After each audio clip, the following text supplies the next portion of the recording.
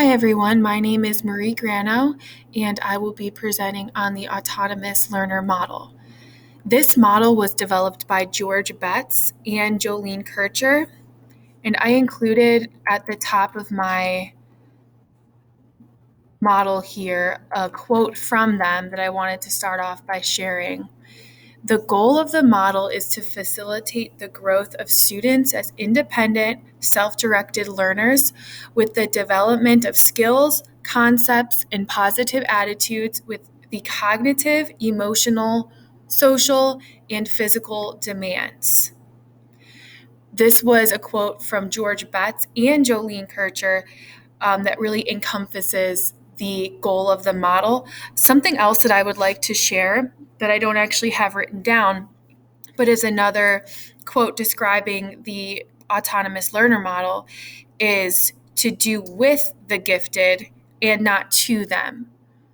So once again, just reinforcing that idea of students being given the tools, skills to develop the attitudes to take charge of their own learning and pull away from any direct instruction or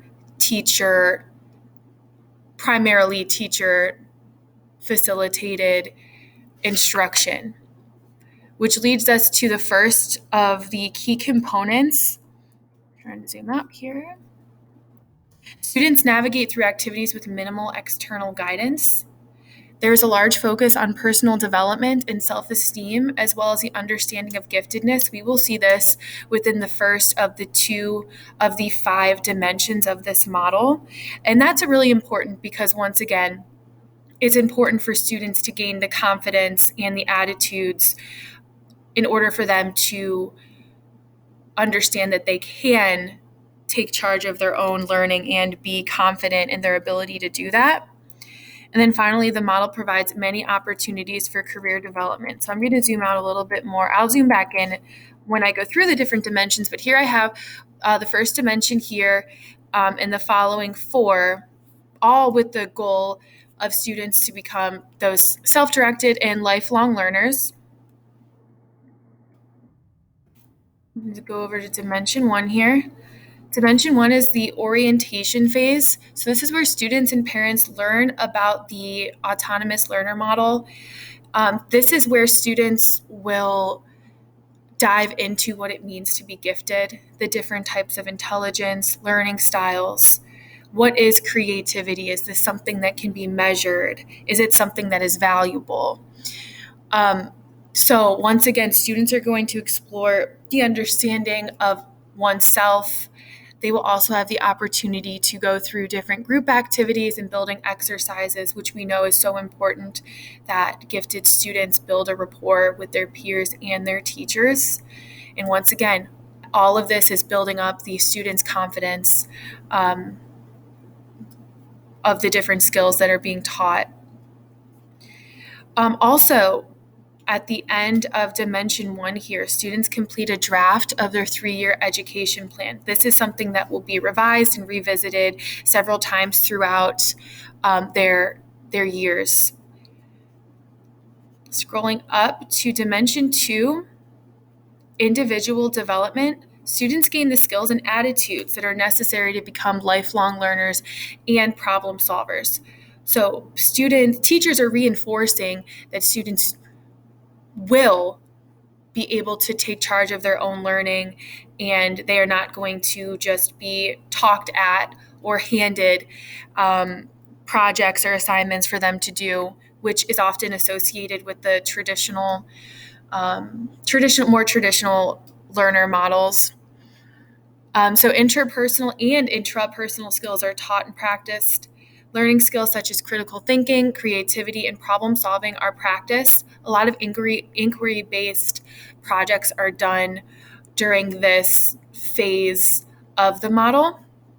There's also a large emphasis on technology. So technology is intentionally integrated into projects, learning activities. Students can learn skills like coding and website development. Dimension 3 is really interesting because this is when students actually start developing their own lesson plans for themselves. So students create learner-based content. They write their own lesson plans. They're going to brainstorm the ideas that they would like to pursue. They are taught the steps of individual inquiry and investigation. Students must receive the ample amount of feedback from teachers during this phase. This is really important because they are just learning how to go about making these plans for themselves, who to talk to, how to reach out to different community mentors and things like that. So this is a very, very important phase of the model here. There's an emphasis on cultural and service activities. So once again, students are encouraged to communicate with other adults, both inside and outside of the school, to create their own explorations and projects. Dimension 4, students operate as teachers and create and facilitate a seminar on the topic of their choosing. Students can work in small groups or individually during this dimension. From my research, it seems that it is more common for students to work in small groups during the seminar dimension. The seminars are going to be assessed. They're going to be given feedback by their teachers and their peers. Seminars are focused on one of the following areas: so futuristic, problematic, controversial, general interest, or advanced knowledge. Students in general get about 2 weeks to plan their seminar, and they last from a half hour to an hour in length. Students are encouraged to dive into a topic that is of interest, but is also something that they can really teach their peers and teachers about, something that is maybe an opinion of theirs or just of interest of them in general. So Dimension 4 is really leading up to the 5th dimension, which is an in-depth study. Students have now practiced the skills, and they should have the attitudes necessary and the confidence to complete an in-depth study on a topic of their choosing. So, learners are encouraged to find mentors to help them navigate through this dimension. By this point in the model, students already have practiced writing letters and making inquiries for mentorships or collaborations with other outside sources. So they are doing this completely on their own. You can see the 4th bullet point down: teachers do not connect students to their resources. They are responsible for doing this all on their own.